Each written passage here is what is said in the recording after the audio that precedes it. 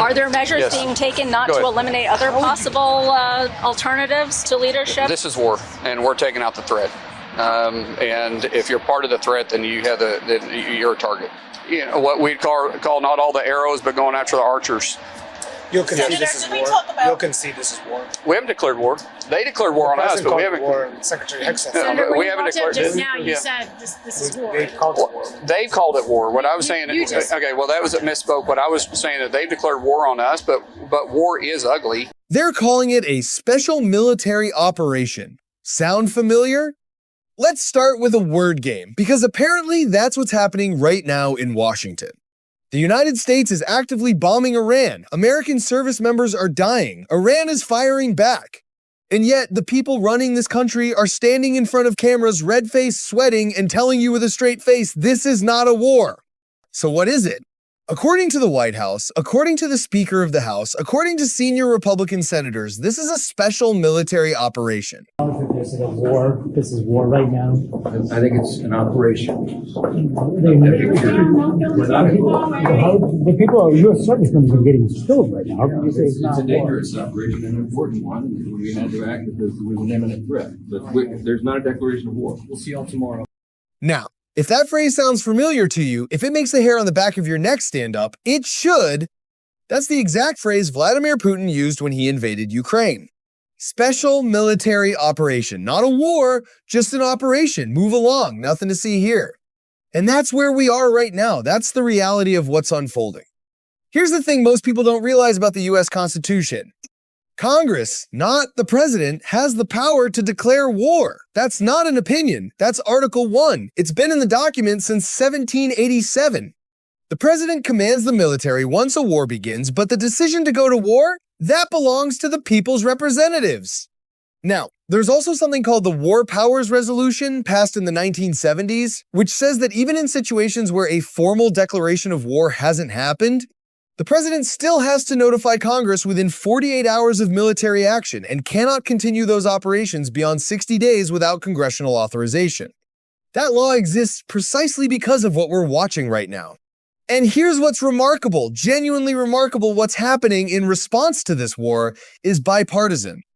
You have Democratic senators and Republican senators joining together saying, enough. You have members of the House from both sides of the aisle standing up and saying, the Constitution still matters. Senator Tim Kaine, Senator Rand Paul, Congressman Thomas Massie, Congresswoman Ro Khanna. That is not a normal political coalition. Those names don't end up in the same sentence very often.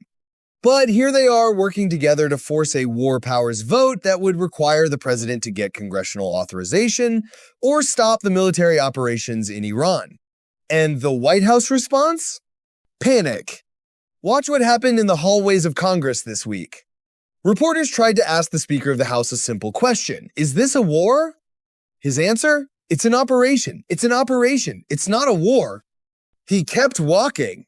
A Republican senator, when asked why Congress wasn't given a vote to authorize this military action, given that American troops are already being killed, responded by asking reporters to name a recent example of Congress authorizing military force. So why shouldn't have Congress voted to authorize this war before it began, given that service members are losing their lives over this? Yes, and I take that very personally. Obviously, I've served. My daughter serves on active duty now.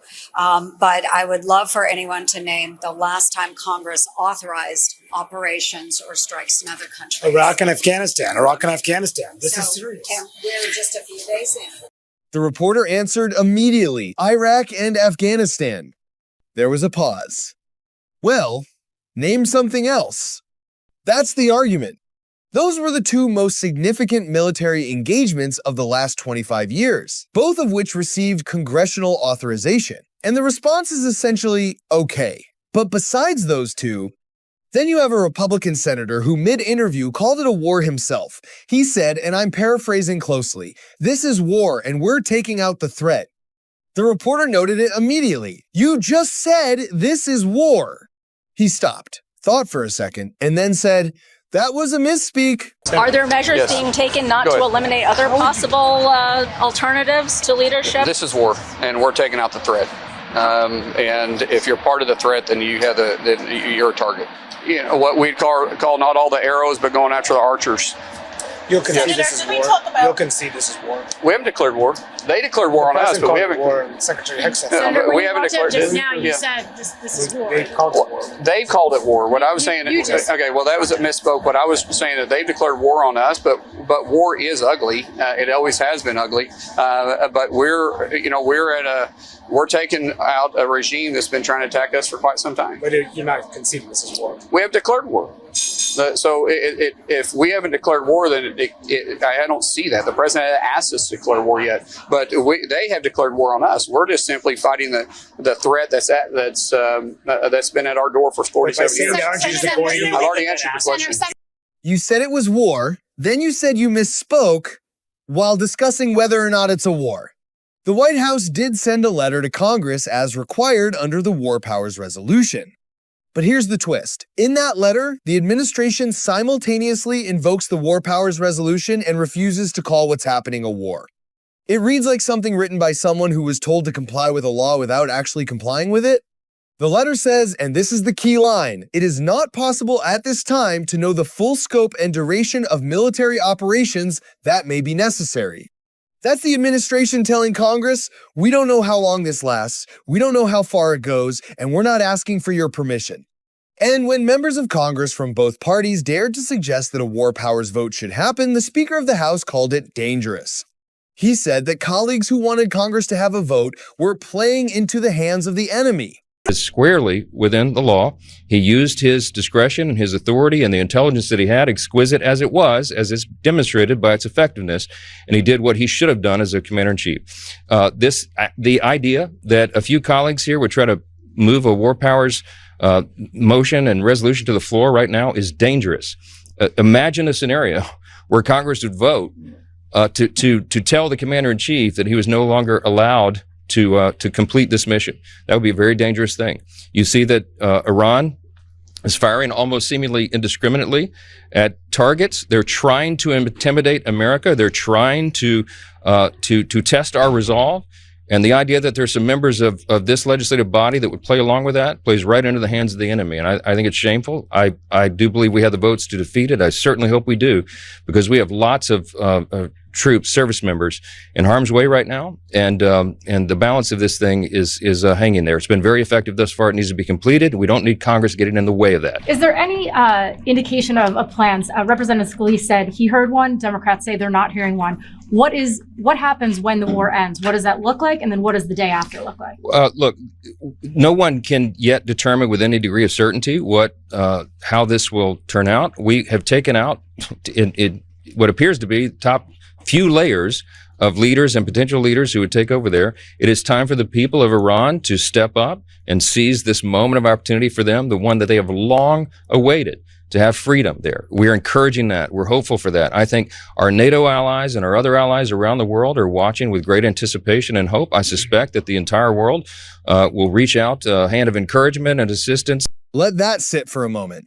Supporting the constitutional process by which Congress authorizes war, a process that has existed for nearly 250 years, is now being framed as helping terrorists.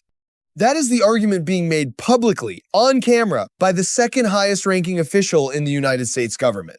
They made clear, and they've been very consistent from the beginning, that the objective, the mission here, the rationale for it is very clear and very simple. You've heard it articulated over and over and over from the President of the United States, from the Secretary of State, from the Secretary of War, myself, and many others who have said this over and over. I'm not sure why there are lingering questions about this. This is really a very simple matter. It's about the building of ballistic missiles. That's what Iran was engaged in.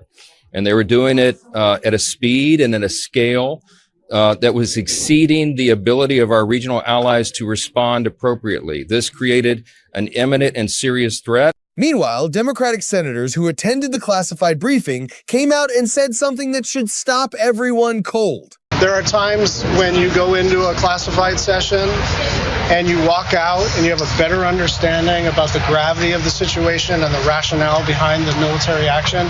This is not one of those times. We remain as confused as the American people are. They have had 3 or 4 or 5 justifications for this act of war over the last 4 or 5 days, and nothing in this classified session alleviated that confusion. One senator said he walked out more afraid than when he walked in, specifically worried about the possibility of ground troops being deployed. I just want to say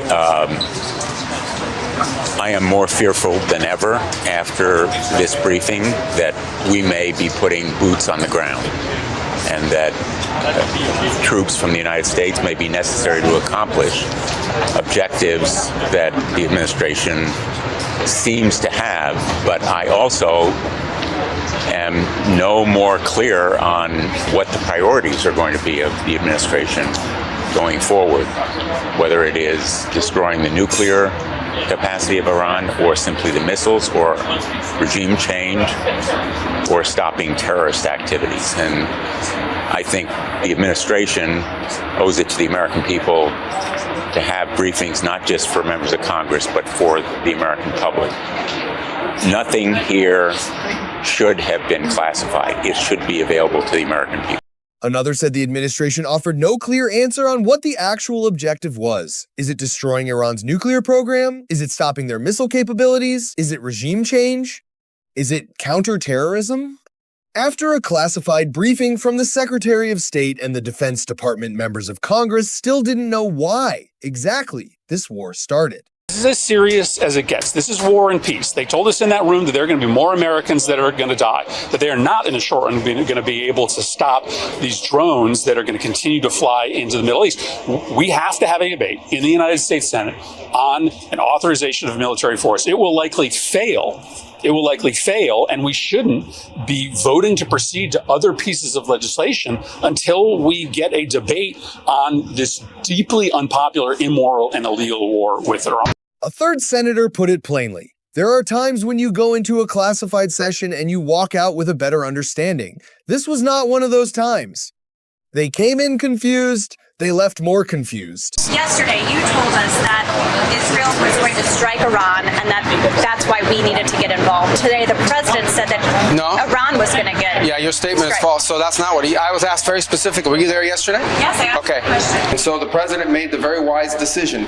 We knew that there was going to be an Israeli action. We knew that that would precipitate an attack against American forces. And we knew that if we didn't preemptively go after them before they launched those attacks, we would suffer higher casualties and perhaps even higher those killed. And then we would all be here answering questions about why we knew that and didn't.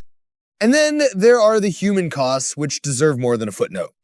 4 American service members have already been confirmed killed. Captain Cody Kirk, 35 years old. Sergeant First Class Noah Teddins, 42. Sergeant First Class Nicole Amer, 39.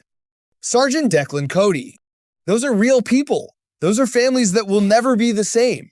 And in Iran, 175 people, including children, were killed in a strike on a girls' elementary school. Students were in class when it happened. Neither the U.S.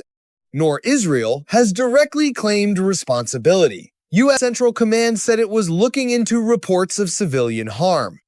Thousands of people in Iran gathered to bury the children. The vote on a war powers resolution is coming. First in the Senate, then the House. The administration has already said the president will veto it. And there are suggestions he would simply ignore it even if it passed, arguing, apparently, that he has the authority to do whatever he wants, regardless of what the law says. And separately, somewhat under the radar, U.S. forces conducted joint military operations in Ecuador this week. The Southern Command described it as an effort to combat narco-terrorism.